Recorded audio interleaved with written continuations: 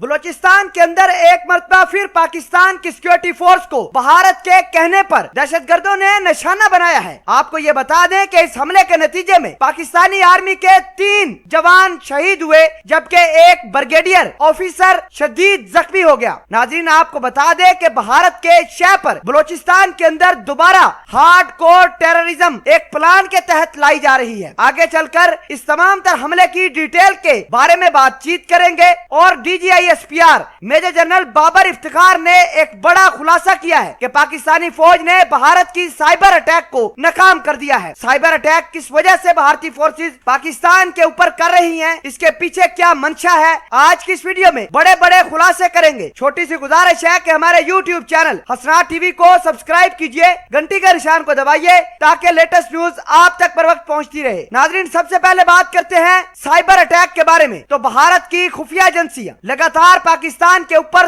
Cyber attack کر رہے ہیں۔ بھارت کی خفیہ ایجنسیاں لگاتار پاکستان کے ویپنز کو نشانہ بنا رہی ہیں، پاکستان کی دستاویزات کو چرانا چاہتی ہیں۔ بہرحال پاکستان کے شیر دل فوج نے بھارت کے اس سائبر اٹیک کو نکارا بنا دیا ہے۔ D G I S P R major general Babar Iftikhar نے خلاصہ کیا ہے کہ بھارت کی فورسز لگاتار پاکستان کی تکنیکی اور غیر تکنیکی ہتھیاروں پر نظر بنائے ہوئے ہیں۔ پاکستان کو اس حوالے سے الرٹ جاری کیا جاتا ہے۔ پاکستان کی اسٹیبلشمنٹ ڈویژن کو یہ ہدایات جاری کی گئی ہیں کہ اپنے موبائل کو مزید سیکیور بنایا جائے، واٹس ایپ کا استعمال کم سے کم کیا جائے۔ اسٹیبلشمنٹ ڈویژن کو ایڈوائزری کے اندر یہ بھی بتایا گیا ہے کہ واٹس ایپ کے ذریعے سرکاری دستاویزات ایک دوسرے کے ساتھ شیئر نہ کی جائیں بلکہ ایک پراپر چینل کے تحت پاکستان کی ہائی پروفائل دستاویزات کو ایک جگہ سے دوسری جگہ منتقل کیا جائے۔ بھارت کے ہیکر لگاتار پاکستان کے سول اور ملٹری قیادت کے ہائی پروفائل آفیسر کے موبائل فون ہیک کرنے کی سازش پہ لگی ہوئی ہے۔ اس کے بعد پاکستان کی سیکورٹی فورسز نے پورے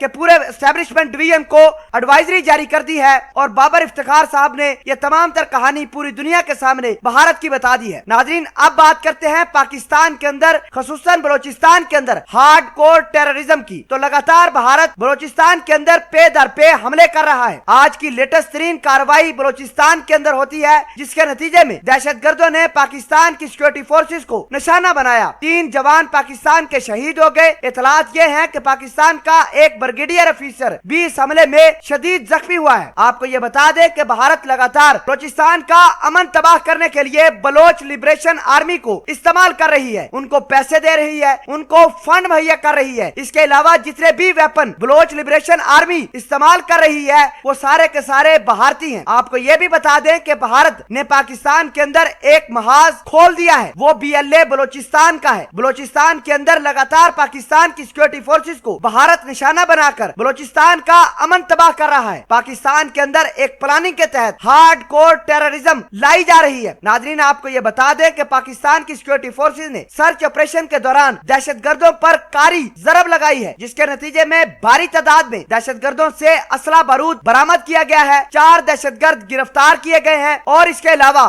دہشت گردوں کے ٹھکانوں کو بلوچستان سے ختم کیا جا رہا ہے۔ آپ کو یہ بتا دیں کہ بھارت پاکستان کے اندر بلوچستان میں تباہی کی تاریخ رقم کرنا چاہتا ہے۔ بکھلایا بھارت کشمیر کے اندر پاکستان آرمی سے مار کھانے کے بعد اب بلوچستان کے اندر رخ کر لیا ہے۔ آپ کو یہ بتا دیں کہ بھارت نے 4 نہتے کشمیری نوجوانوں کو پلوامہ ضلع کے اندر شہید کر دیا ہے۔ بھارت نے آپریشن آل آؤٹ کے تحت رات 10 بجے آپریشن شروع کیا جو صبح 6 بجے تک جاری رہا اور بھارت نے 4 نہتے کشمیریوں کو آپریشن آل آؤٹ کے تحت شہید کر کے اپنی پاور دکھانے کی کوشش کی ہے۔ اگر بھارت کے پاس اتنی طاقت ہے تو پاکستان سے سیدھا لڑ کر دیکھے، اپنی زور آزمائی پاکستانی آرمی کے ساتھ کر کے دیکھے تو پھر پاکستان آرمی جو بھارت کا نیست و نابود کرے گی وہ ساری دنیا دیکھے گی۔ پاک آرمی زندہ باد۔